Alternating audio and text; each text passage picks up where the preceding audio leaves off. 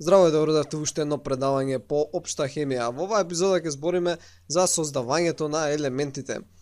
Овој топик најверојатно никогаш нема да ви го спомнат во школа, ни по хемија, ни по физика. Може би ќе ви го спомнат на факултет, зависи кој смер сте се запишале. Дури постои голема шанса некој од вашите професори во средна школа да не го знаат одговорот. Мал дел од нив, но има шанса. Кој е тоа прашање? Тоа е од кај се сите елементи додени.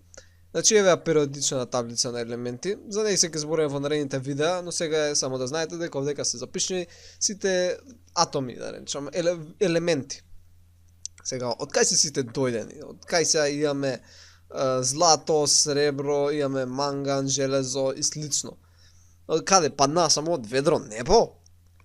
Да, нели сега ние знаеме, имаш вака, например, земја и тука имаш некој светкав камен, еве, да речеме некој зелен камен и ние се зијаме, го копаме, така, со некоја дупчалка, го копаме каменот и го вадиме каменот.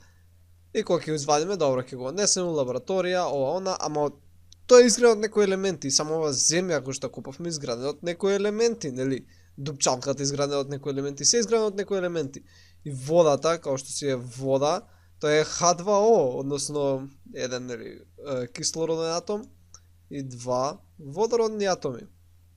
Сега, од кај се сите овие атоми, од каде дојдоа? Сега ќе го одговориме ова прашање. Значи, за да најдеме од каде се дојдени сите елементи, мораме да почнеме од почетокот на приказната. Односно Big Bang. Значи, за Big Bang ќе збориме повеќе во астрономија, но сега ќе го прелетаме брзински. Значи, Big Bang е почетокот на универзумот како што го знаеме. Пред него не може ништо да видиме, односно не постоело ни време, ни простор.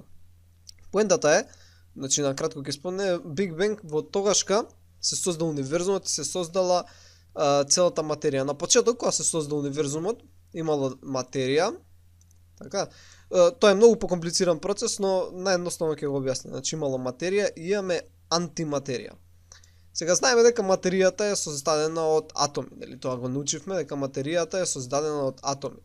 Епа, од што е изградена антиматеријата? Ова не го спомнавме, но за секоја честичка која ја спомнавме на тие лекции постои античестичка. Например за електронот, кој нели е дел од материја, постои античестичка која се вика позитрон. Тоа е всушност електрон кој има позитивен полнеж. И тие 100% се поништуваат, материјата и антиматеријата. Сега, кога се создал првпат универзумот, имало приближно еднакво материја и антиматерија. Имало само 1 милионити дел повеќе материја него што имало антиматерија. И само таа материја останала, значи се што можеме да видиме надвор во космосот, во универзумот, е тој еден дел од милион. Со тие честички кои ги имаме еден дел од милион од целата материја, биле создадени првите најпрости елементи. Значи тоа е водород, нели? Водород и хелиум. Тие се двата најпрости елементи. Значи водород има само еден протон и еден електрон. Ај вака ќе го нацртаме со орбита. Тој е најпрост елемент, но е најважен. Исто запамтете дека водород и хелиум се најчестите елементи во универзумот, односно нив најмногу ги има. Добро, што сега, како сега имаме само водород и хелиум, точка како од кај ни се сите други елементи. Епа тука на игра доаѓаат ѕвездите. Значи ѕвездите се фабрики за создавање на сите елементи. Например, која е најблиска ѕвезда која знаете? Најблиска ѕвезда која знаете е Сонцето. Тоа е ѕвезда која ние сме ја крстиле Сонце. Има и многу други ѕвезди, например Алфа Проксима, Алфа Центуари. Значи сите тие се ѕвезди. Значи имаме многу ѕвезди. Тоа во универзумот има колку ѕвезди ти душа сака. Но на почетокот немало многу ѕвезди, но поентата е кога ќе земеш многу водород, големи облаци кои се наоѓаат во празнината, во вакуумот на Вселената, се наоѓаат тие големи облаци на водород. Епа, се големи облаци имаат голема гравитација и со тек на време ќе се судрат во една точка кај што градат се поголема и поголема точка на водород. И чим е поголема и поголема, влече уште повеќе и повеќе водород. И со тек на време ќе се направи ѕвезда. Сега, што е важното кога ќе се направи ѕвезда? Сите елементи се прават со помош на водород. Како тоа? со помош на нуклеарна фузија. Значи нуклеарна фузија, самиот збор ни кажува, е фузија на нуклеуси, односно фузија на јадрата на атоми, односно фузија на атоми. Ево тука имаме една слика. Например, не ги гледајте овие си некои други работи, дека што искачаат некои фотони и честички. Еве, например, тука имаме неутрино. Значи, важното е, да земеме некоја плава боја за се гледа, земаме два водороди, така, два водороди, еден, кој што има еден протон, така, и еден електрон, се судираат, добро, ова е водород со еден неутрон, но после ми тоа се судира со плюс уште еден водород и се прави хелиум. Значи 1 плюс 1 добивме хелиум, вториот хемиски елемент. Така. Ајде да ја извадиме периодична таблица. Еве, овдека, тука ќе ја ставиме. Значи, земавме еден водород плюс уште еден водород и направивме хелиум. Значи 1 плюс 1 добивме 2. Што ќе се случи ако земеме два водорода. Ќе удриме два водорода, 2 плюс 2, ќе добиеме 4, ќе добиеме берилиум.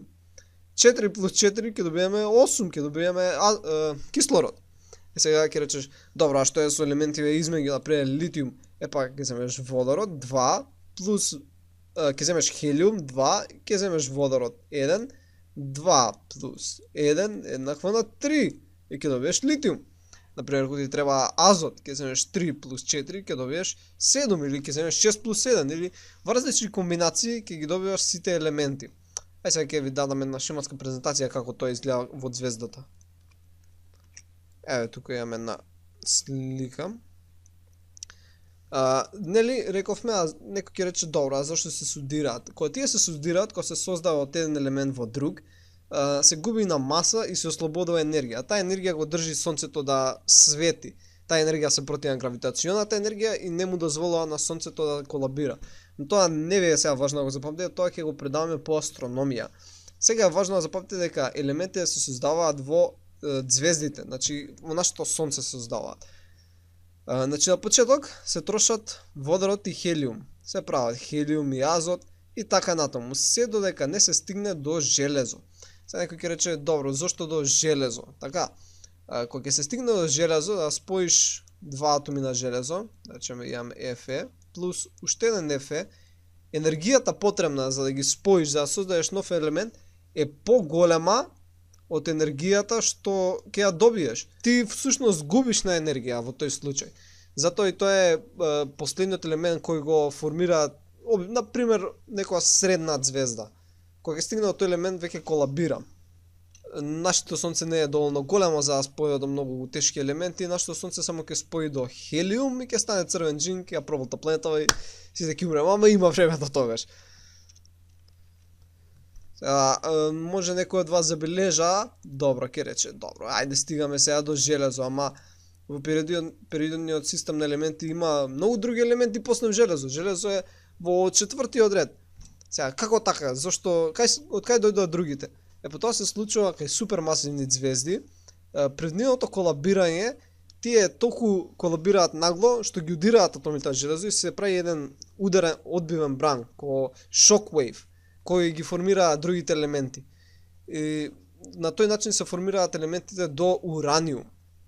Сите елементи над ураниум се веќе вештачки создадени од нас, од луѓето. Ние ги создаваме елементите на тој начин што исто како ѕвездите што ги создаваат. Например, земаме некој елемент, го бомбардираме со некој полесен елемент, се дел од протонот и електронот не влезе во тој елемент, ќе создадеме потежок елемент, ќе создадеме нешто ново. Ама најчесто траат многу кратко и не се стабилни и затоа ги немаме премногу, не може да создадеме како купче од некој нов елемент. Например, на овој овдека делов што ми остана на периодниот систем, може да видите некои елементи во 115, 116, 117, 118 елемент, кои имаат некои имиња како УУ, ПЛВ, УУС, УО. Тие се placeholder имиња, односно стојат таму додека не им се даде некој правилно име, додека не се потврдат повторно.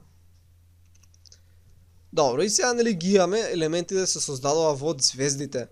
Ама како се стигна тука, што ќе ни е нас да е елементот кај ѕвездата, нас не треба на планетава да е. Или на планетава ги имаме сите елементи. Епа кога ќе умре некоја ѕвезда, таа ги расфрла сите елементи што ги содржи во незе во големи облаци од прашина.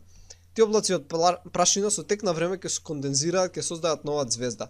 Ама нема целиот материјал да создаде нова ѕвезда, него ќе остане дел од материјалот и тој со тек на време ќе ги формира нови планети. И тие планети сега ќе ги содржат сите елементи кои им се потребни. Значи, сите елементи кои биле од некоја мртва ѕвезда, сега се на тие дадени планети. Еве, тука имаме една слика. Овде кај што го гледате во центарот е нова ѕвезда што се формира, а ова е диск од прашина, од некои материјали. Ево дека можете да видите нова планета како се формира. Со тек на време се кондензира и ќе се направи нова планета од целиот овој материјал што е. Овој материјал е останок од некоја си мртва ѕвезда. Односно, ние сме ѕвездени створења, ние сме создадени од ѕвездена материја. Ние живееме од труповите на мртви ѕвезди, на некој начин. Таа реченица што ја спомнав дека ние сме ѕвездени створења, првпат ја рекол Карл Саган, тој бил астрофизичар. Сега ќе ви дадам една слика од него. Еве го Карл Саган. Значи, овој бил астрофизичар. Сега е мртов човекот, но он го рекол тоа дека ние сме ѕвездени створења. Значи сега знаете од кај се дојдени сите елементи за кои ќе збориме во периодниот систем на елементи. Сите тие се дојдени од звездите. Ви благодарам што го гледавте ова видео. Ако сметате дека научивте нешто ново, стиснете лайк, сабскрајбнете, споделете со пријатели. Ќе се видиме во наредната епизода и како секогаш останете љубопитни. Поздрав!